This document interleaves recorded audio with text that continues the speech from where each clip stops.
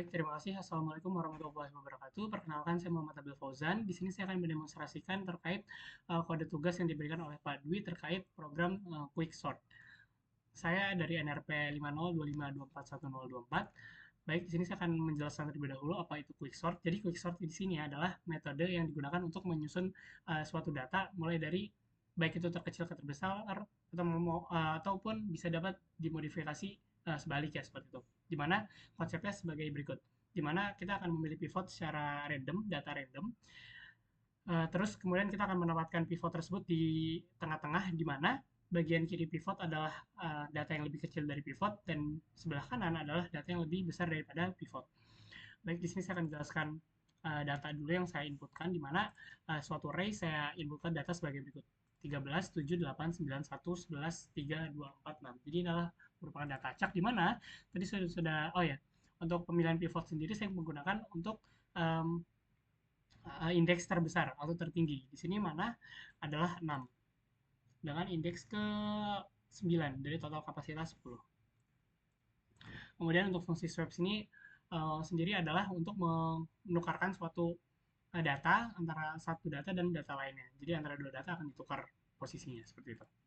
Dan untuk fungsi partition tadi ini adalah yang saya partition ini yang tadi saya bilang barusan untuk penempatan pivot antara yang lebih besar dan lebih kecil. Jadi di sini kan saya menggunakan pivot di mana merupakan data dengan data dengan indeks tertinggi pada suatu array tersebut. Dan i-nya sendiri ini bakal digunakan sebagai indeks elemen terkecil dari pivotnya seperti itu. Dan di sini perlu saya jelaskan juga bahwa low dan height itu merupakan atau merepresentasikan di mana low itu 0 dan height ini untuk indeks tertinggi.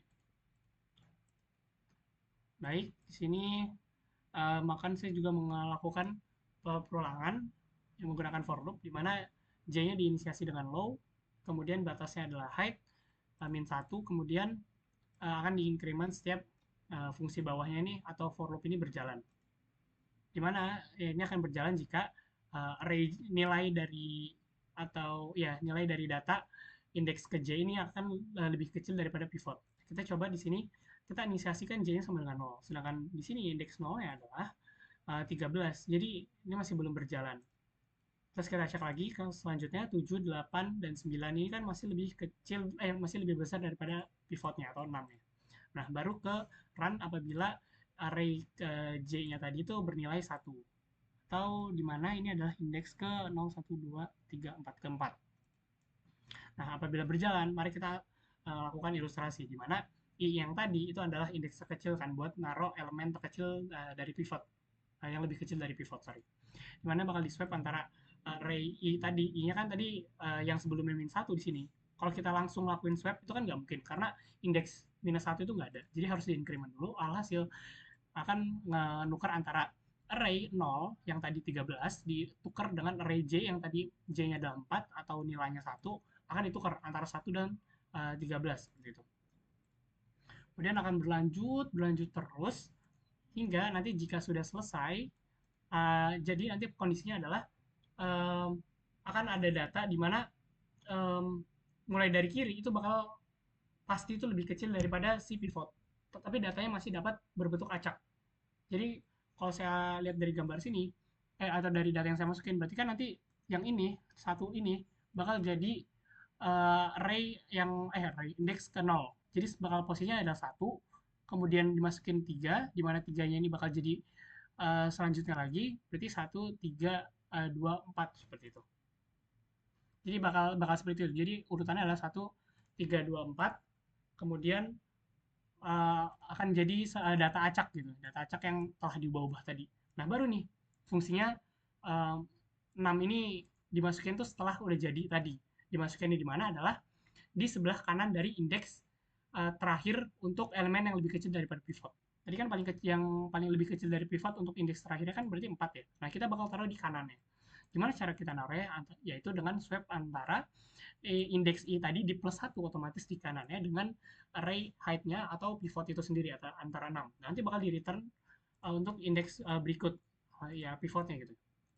Kemudian untuk quicksort ini adalah fungsi rekursifnya untuk ngelakuin terus menerus hingga final datanya itu terbentuk seperti itu. Nah, kita tadi kan saya bilang kalau yang lebih kecil itu bakal ada di kiri pivot dan lebih besar itu di kanan pivot. Tapi kalau kondisi datanya itu masih belum terurut, nah itu bakal dilakukan rekursif terus. Jadi untuk ngelakuin sub array ke kiri itu kita gunain yang berikut, yakni di mana parameternya adalah array low p min 1.